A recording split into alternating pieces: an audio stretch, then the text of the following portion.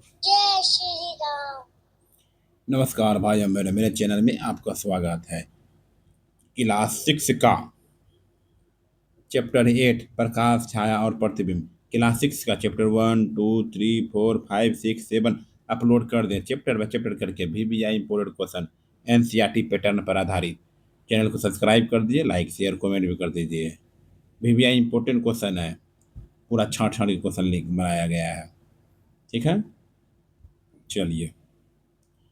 निम्नलिखित में से दीप्त पिंड कौन सा नहीं है? निम्नलिखित में से दीप्त पिंड कौन सा नहीं है? पेंसिल। निम्नलिखित में से दीप्त पिंड कौन सा नहीं है? पेंसिल नहीं है, पेंसिल। ठीक है, उसके बाद सब दीप्त है, पिंड है।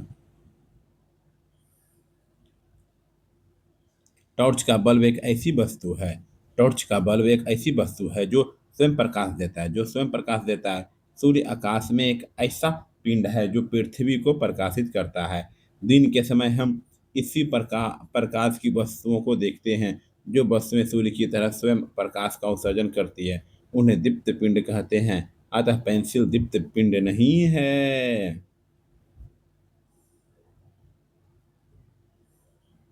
यदि आप किसी वस्तु के आर पार देख सकते हैं तो वह वस्तु वस्तु प्रकाश को अपने अंदर से होकर जाने देती है। ऐसी वस्तु को पारदर्शी कहते हैं। यदि आप किसी वस्तु के आर पार देख सकते हैं तो वह वस्तु प्रकाश को अपने अंदर से होकर जाने देती है। ऐसी वस्तु को क्या कहते हैं? पारदर्शी कहते हैं। पारदर्शी कहते हैं।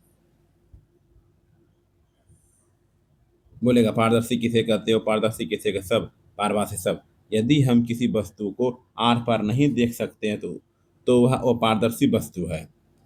यदि वह किसी वस्तु के आर पार नहीं देख सकते हैं तो वह वो पारदर्शी वस्तु है। यदि आप किसी वस्तु के आर पार देख सकते हैं तो वह वस्तु प्रकाश को अपने अंदर से होकर जाने देती है। ऐसी वस्तु को पारदर्शी कहते हैं। वो पारदर्शी किसे कहते हैं, समझ गए? पारदर्शी किसे कहते हैं? जो आने जाने देती है प्रकाश और आर पार नहीं हो तो वो पारदर्शी कहते हैं। कुछ वस्तुओं से आर पार देख तो सकते हैं परंतु स्पष्ट नहीं देख सकते, उसे पारभासी कहते हैं। उसे पारभासी कहते हैं। पारदर्शी व पारदर्शी और पारभासी, समझ गए? चलिए, थैंक यू। सब्सक्राइब कर दीजिए, शेयर कर दीजिए। कुछ वस्तुओं से आर पार देख तो सकते हैं परंतु बहुत स्पष्ट नहीं। ऐसी वस्तु को क्या कहते हैं? कुछ वस्तुओं को आर पार देख तो सकते हैं परंतु बहुत स्पष्ट नहीं। नहीं, ऐसी वस्तु क्या कहते हैं? पारभासी कहते हैं। पारभासी कहते हैं। किसे क्या कहते हैं? पारभासी कहते हैं। यदि हम किसी वस्तु के आर पार नहीं देख सकते हैं तो वह अपारदर्शी वस्तु है। यदि हम किसी वस्तु के आर पार नहीं देख सकते हैं तो वह अपारदर्शी वस्तु है। यदि आप किसी वस्तु के आर पार देख सकते हैं तो वह वस्तु प्रकाश को अपने अंदर से होकर जाने देती है। ऐसी वस्तु को पारदर्शी कहते हैं। कुछ वस्तुओं के से आर पार देख तो सकते हैं परंतु स्पष्ट नहीं, से पारभासी कहते हैं।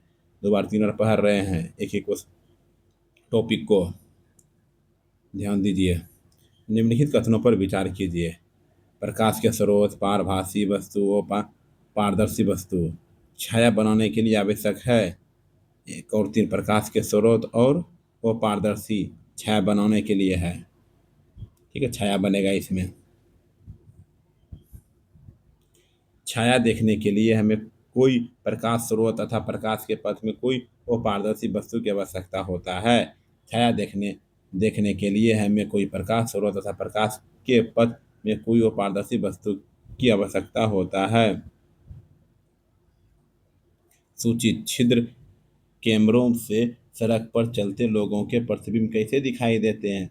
सूचित छिद्र कैमरों से सड़क पर चलते लोगों के प्रतिबिंब कैसे दिखाई देते हैं, बताइए। छिद्र छिद्र कैमरों से सड़क पर चलते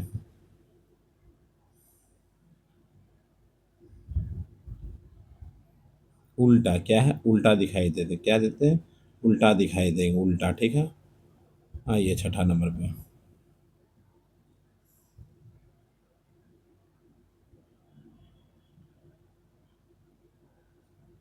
सूची सूची छिद्र कैमरों में सड़क पर चलते हुए लोगों के प्रतिबिंब उल्टे दिखाई देते हैं।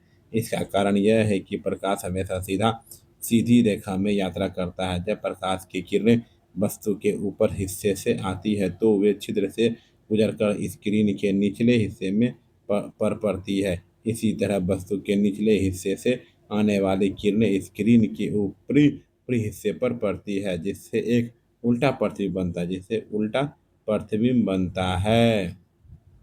आइए छठा नंबर।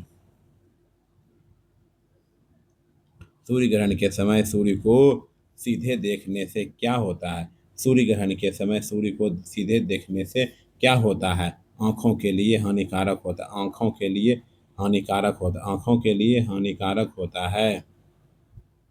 छिद्र तथा पर्दे को इस तरह सुव्यवस्थित करें कि सूर्य का प्रतिबिंब पर्दे पर साफ बने। सूर्य ग्रहण आरंभ होने पर सूर्य का प्रतिबिंब देखें। आप अवलोकन करेंगे कि ग्रहण ग्रहण प्रारंभ होने पर सूर्य के प्रतिबिंब का एक भाग धीरे धीरे काला होता जाता है। हमें हमें सूर्य को सीधे कदापि नहीं देखना चाहिए। वे हमारी आंखों के लिए अत्यंत हानिकारक हो सकता है। दर्पण अपने ऊपर पड़ने वाले प्रकाश की किरणें को परावर्तित करती है। दर्पण अपने ऊपर पड़ने वाले प्रकाश की किरणों को परावर्तित करती है। क्या करती? परावर्तित करती है। हम हम सभी सभी हम सभी घर पर दर्पणों का प्रयोग करते हैं। आप दर्पण में अपने चेहरे को देखते हैं। जो आप देखते हैं वह दर्पण में आपके चेहरे का परावर्तन है। हम दर्पण के सामने रखी हुई वस्तुओं को परावर्तन भी दर्पण में देखते हैं। कभी कभी हम झील अथवा तालाब के पानी में पैरों में इमारतों तथा अन्य वस्तुओं को परावर्तन देखते हैं अतः दर्पण अपने ऊपर पड़ने वाले प्रकाश के किरणों को परावर्तित करती है। ठीक है, चैप्टर 8 कंप्लीट हो गया। बहुत कम क्वेश्चन है भाई।